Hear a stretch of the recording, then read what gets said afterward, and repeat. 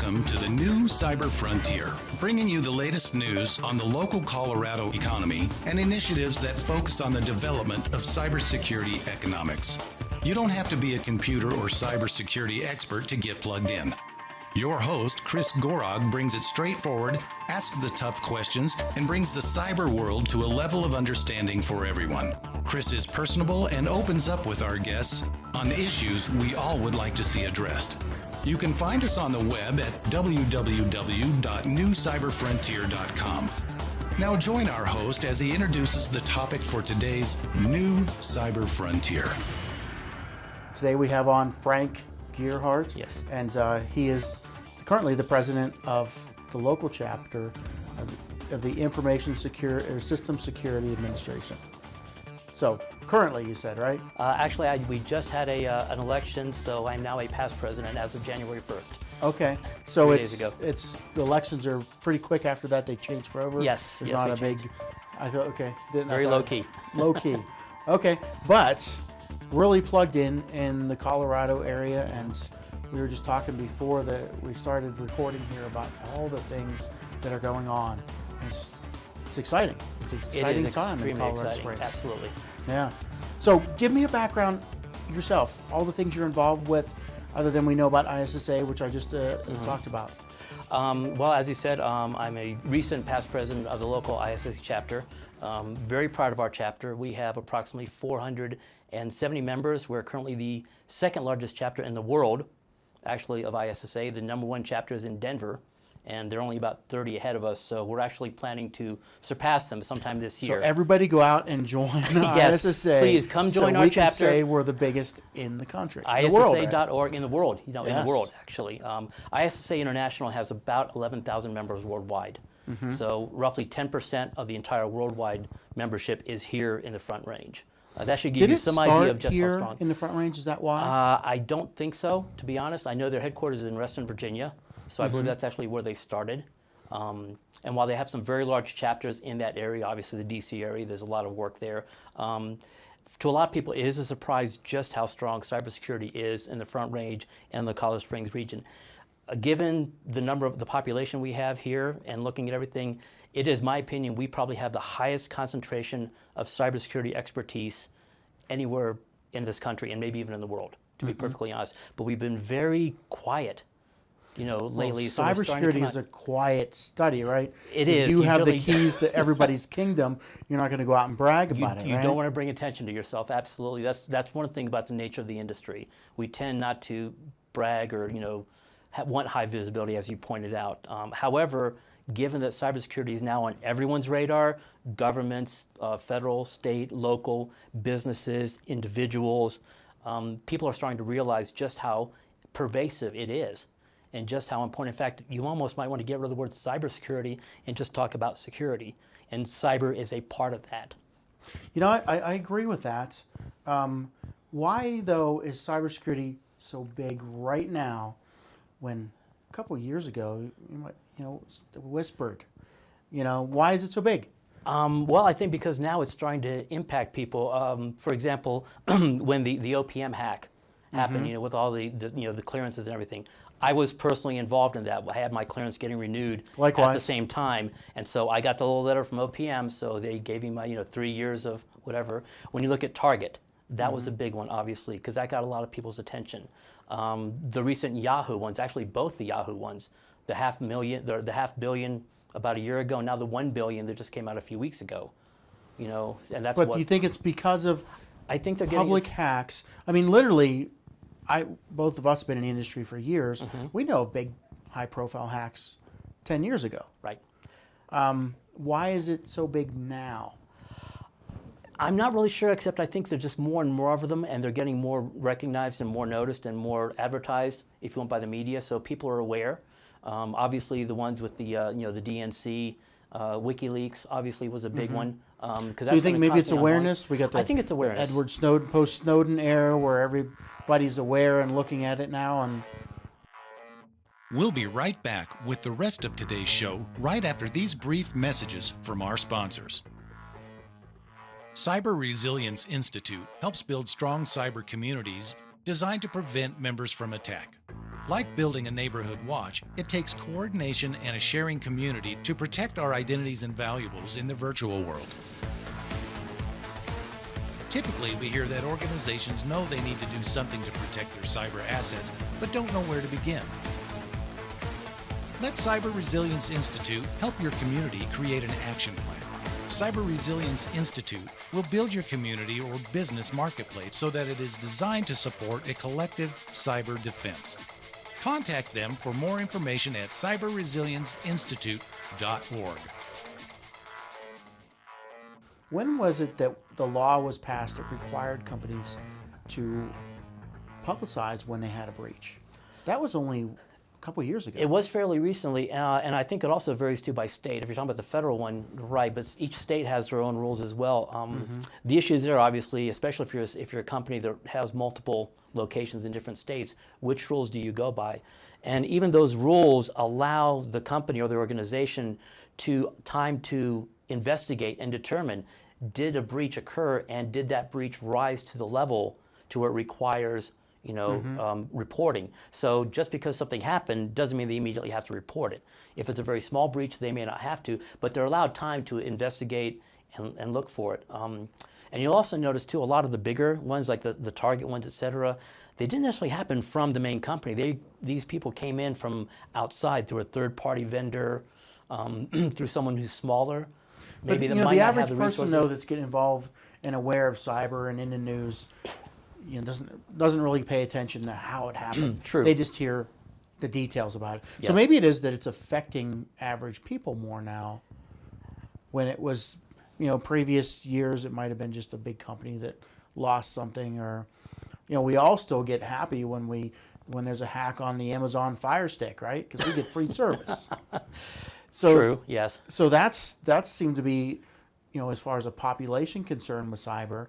Oh yeah, that's just a funny thing. Ha ha ha. We all get free service. Or back when they had the cards that you could put in your DirecTV, they gave you free whatever paid channels and everything.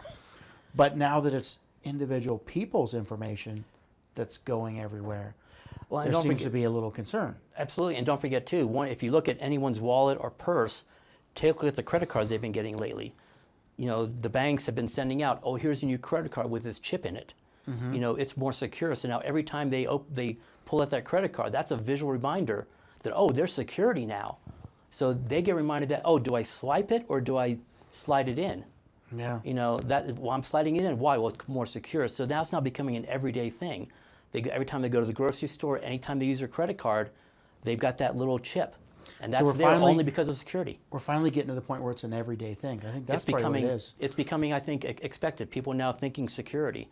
The kids are getting classes in school, how to be safe online. Parents are being told how to teach your children to be safe online. So we're getting there. One of my guests said that cybersecurity needs to basically become like the Green Act became when we started cleaning up the environment in the country, and there's been some drastic changes in that area. I remember when I was a kid, we'd go fishing in the Delaware Bay, and you didn't eat anything out of there. Now it's relatively clean. I mean, all kinds of wildlife is back in those areas and everything, but that's years of that movement of everybody in society becoming involved, and that's what they said is cybersecurity is the existential question of our age that we need to answer.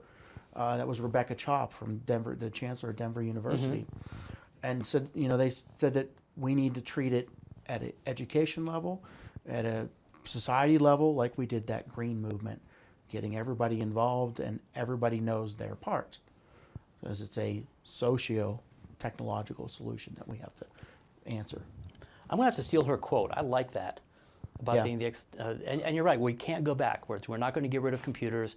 We're not going to get rid of the internet, or in fact, look at the Internet of Things, how much more we're making. In fact, I think that's probably the next thing now, that talking about how it affects every day, when you're, Amazon Echo and, the Nest ones, and now the GE is now creating appliances that talk to your Amazon Echo, that now can be controlled through voice, et cetera. We have to be more concerned. And now I think what consumers need to do now is start asking these companies, yeah, you gave me this really nice tool here. how do you secure it? What kind of encryption do you use? They don't have to necessarily know the details about, but they Yeah. should know something like, well, if they say we're using AES 256, okay, that's good.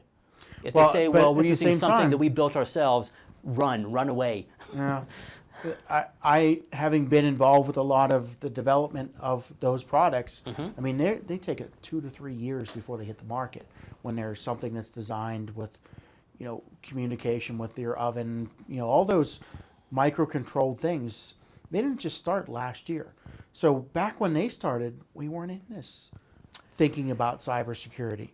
There is that yes. There is that, So that drag you're there. not going to find that they have security for the most part. You're going to find that they're wide open. And so it's not a matter of, oh, well, I won't buy that product. It's a matter of, what are we going to do when we have to look 2 years out, 3 years out to get security in a product? Do we not buy that product as a consumer because of that? Or do we say, yeah, we'll take the risk? Well, it's a tough call. As you said, the consumer doesn't know, or just really should know, all the technical details, and a lot of times they can't find them out anyway. Even if you call the vendor, the people you talk to, you're not going to be able to get to the people who can give you the answers. So you either have to, like what I do is I depend on other places, on third parties that will go and review these and will actually take these things apart and can have access and see, yeah, we looked at this tool or we looked at this device and it turns out it uses this type of encryption or it doesn't use any, etc. So I have to depend on that just like anyone else does. So really, I think it comes down to, like it does with anything else, do your homework on any product.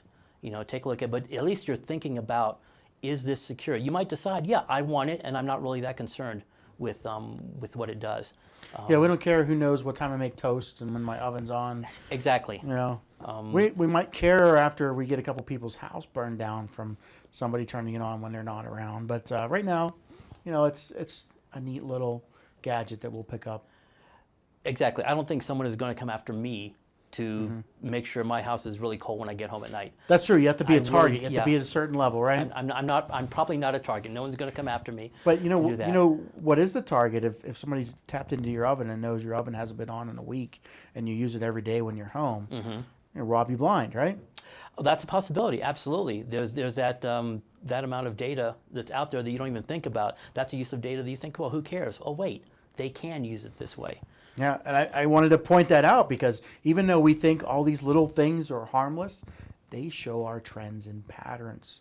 Right. So the classic passerby. The metadata that we've had lots of talking about with Apple and some of the other issues with law enforcement. Is metadata actually maybe more dangerous or of more value than the data you actually have? Is it less important that you and I spoke or what we actually said? If they can look at the patterns, of our Or conversations. how often we spoke. Exactly. And where were we at when we spoke? Yes, exactly. Location data is another big one most people don't think about. They don't realize just how much they broadcast where they are all the time, or actually their devices do. Yeah, So definitely. So ISSA. ISSA. We kind of got on a tangent, but I loved it.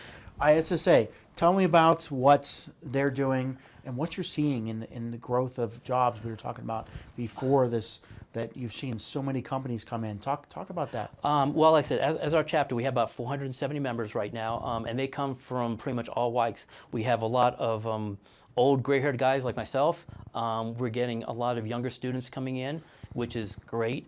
We're getting a little more diversity, which is So also a very Cindy, good the thing. last president, talked about you were making an effort Yes. to get younger people. How's that panned out? It's working out quite well. We have a mentor program that Melissa Asher is running as part of our chapter.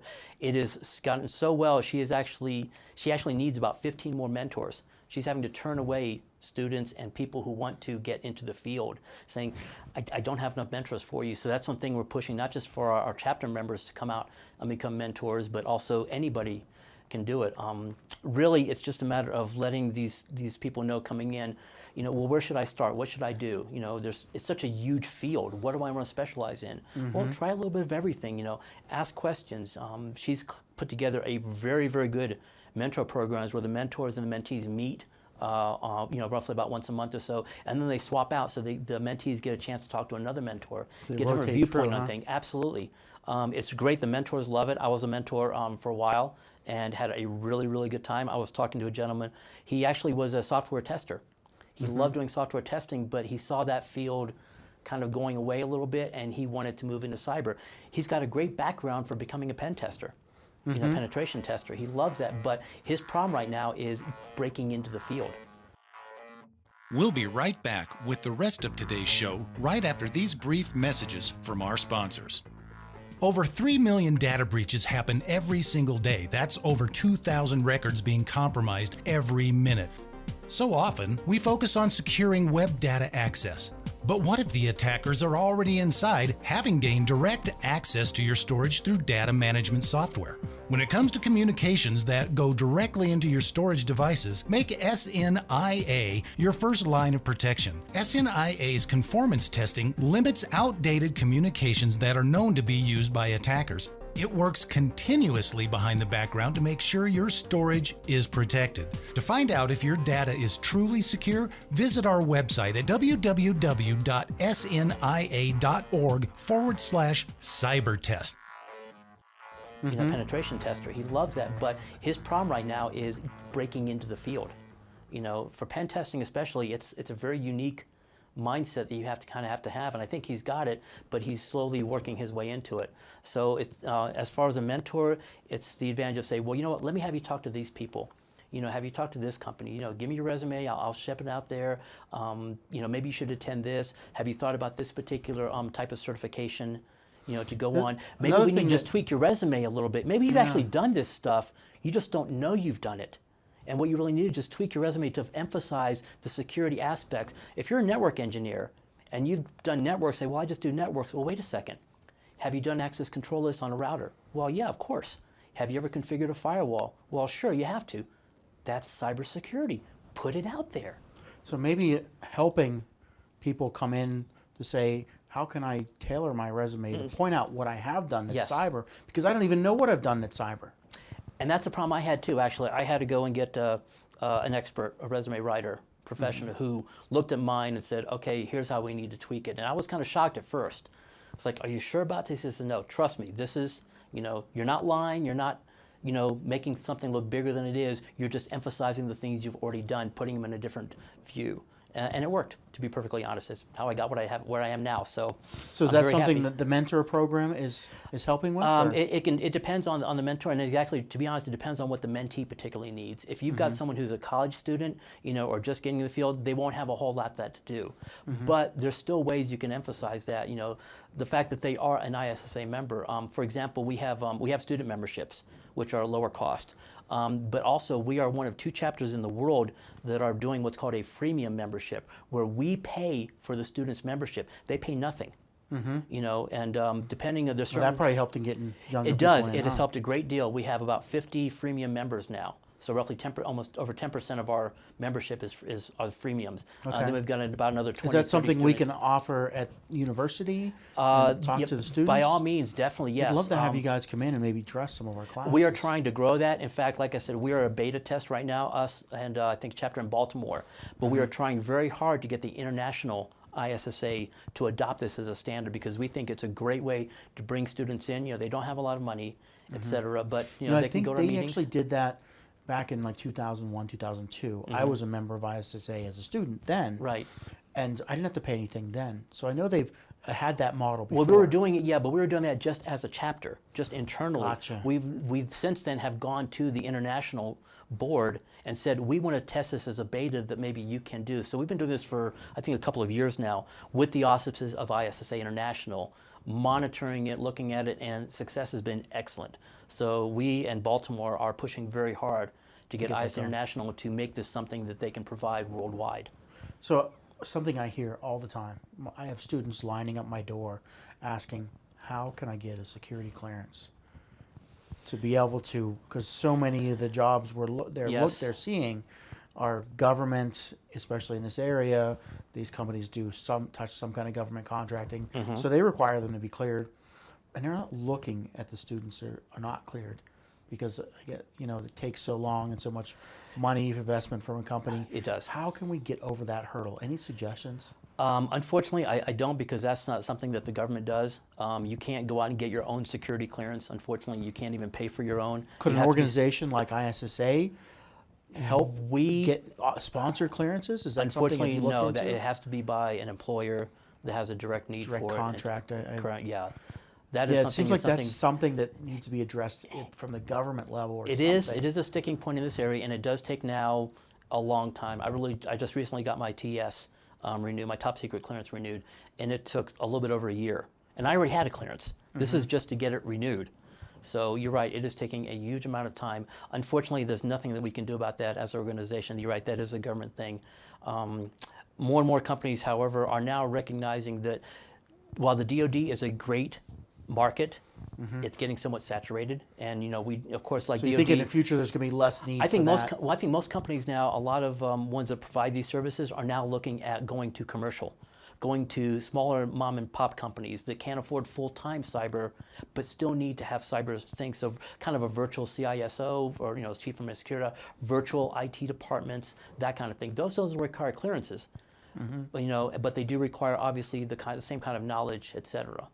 You're right. If you're going to work around here, unfortunately, sometime you're probably going to end up with the clearance. But if you've got the capability, that be a big tieback, especially for a lot of the students that are coming out of the Colorado Tech, where I work, that they are continuously coming to me saying, "How can I get a job that doesn't require a clearance?" And seems to be you either have it or you don't. You're either in or out. And there's not much way to cross that barrier. Unfortunately, you're right, and I don't know of a good answer for that one because that's not something that, as an organization, ISSA can do anything about. That's something the DoD and the government, they're the ones that set the rules on that, and everybody else just kind of. So maybe they're listening, and somebody has some influence there, because it's a big problem with that younger generation. And it's also a problem with the DoD and the others because they need qualified people, and they need them fast. So you're right, if this is a roadblock for them, they'll probably find a way to work around it. I certainly hope so because there are a lot of incredibly smart people out there that want to get into this field, and we need them. We absolutely do. But cyber doesn't all need, I don't want to scare everybody to say don't get into cyber if you don't have the clearance, because you were talking about all the companies and jobs that you've seen moving in. Give us some idea of what you're seeing.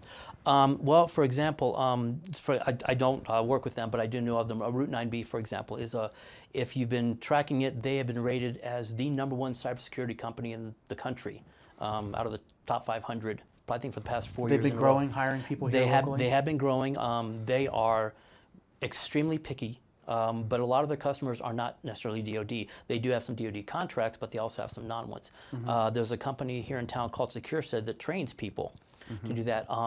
But a lot of companies now are saying, you know what, it's really tough to fight in the DoD when you're going up against Northrop Grumman, Lockheed Martin, General Dynamics, the really big players. There's a whole area out here that may be a market that we can start getting into that, as we talked about earlier, where security is becoming more aware in everyone's lives. The mom and pop muffin shop may not think they have anything to worry about if they're not a target, but they probably still need somebody to check their Wi-Fi, to make sure that their routers are up to date and take a look at it, make sure they're, they can't afford, a big company to do it or full time, but they might be forced someone to come in once a week or to remotely check into that sort of thing. Yeah, I've had some people on to talk about the same thing, that offer services in there. Yes. So I see that those are coming up, and that those different areas of offerings. You work for the government, right? I work as a contractor. Correct. Yes. Tell us a little bit about what you can say about that, because that was interesting with your company and what you're working on there. Well, I work for a company called CISSP Corporation. They're headquartered out of Huntsville, Alabama, and they do have an office here in Colorado Springs, as well as Florida and a few other places. We are primarily, in fact, we're, I think, completely a DoD contractor. I'm on a contract at the Missile Defense Agency out at Schriever Air Force Base, and I get to work with the really smart people that actually do the hands-on keyboard work of defending the data. And he says that as if he's not one. Ha ha ha. No, I used to be on the keyboard. Now I get to go to meetings quite a bit. But that's something too that we need. That is, I think, also that we need in cybersecurity. But very briefly, really, what we do is the paradigm is we maintain the network that the Missile Defense Agency uses, and it's no secret that our job is ballistic missile defense. The MDA helps develop the technologies that are used to build the missiles that shoot down other missiles, the old hitting a bullet with a bullet thing. So we don't actually build them, we don't actually run them. We help develop the technology that other people and other companies use to do that. So part of what my group does is we defend and we protect that data.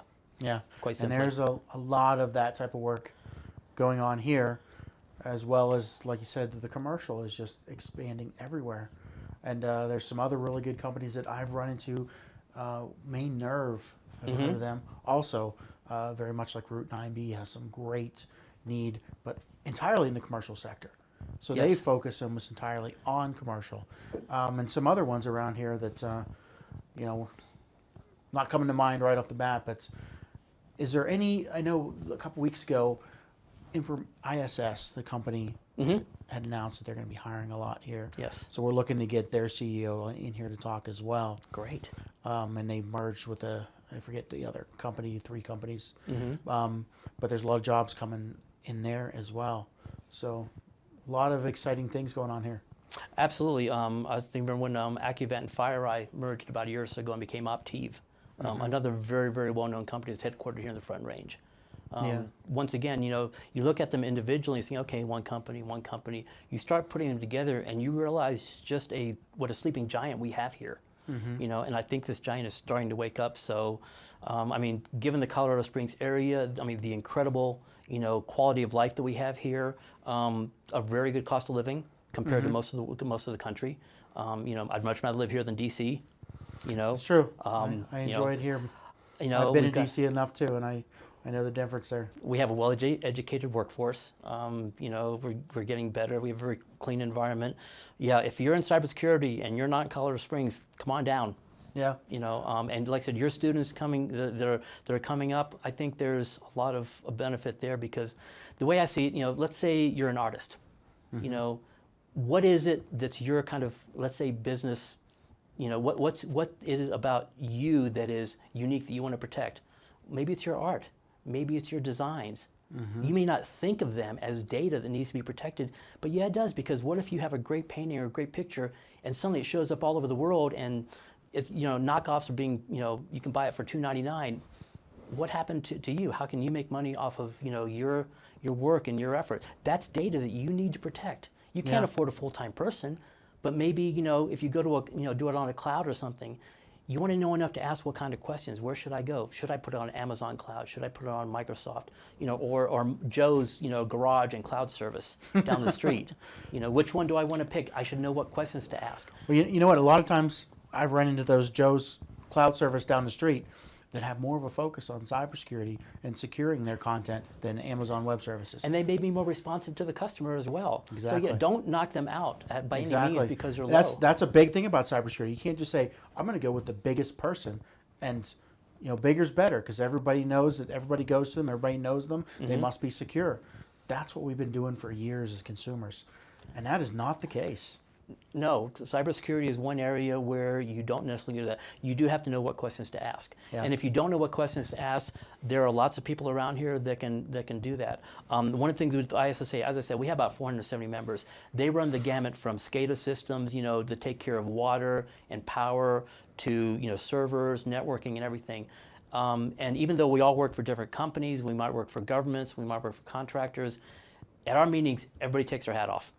So if you have a question or something, or if you haven't seen, if you're, you know, an expert or something and you've got a problem or an issue, you come to our meeting and say, hey, I've got this issue going on. Chances are good someone there has seen it before, and they're generally more than happy to share what knowledge they have or to help out as much as they can.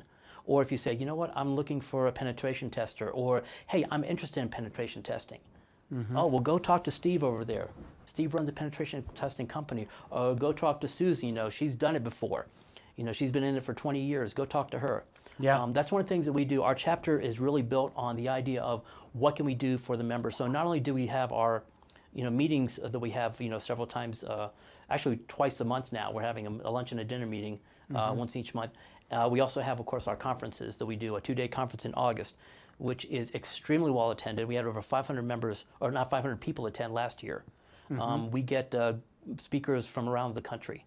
Yeah. So yeah, give us kind of. I wanted to wrap things up here. Sure. We're getting close to that 30 minutes that people quit listening if I get too long.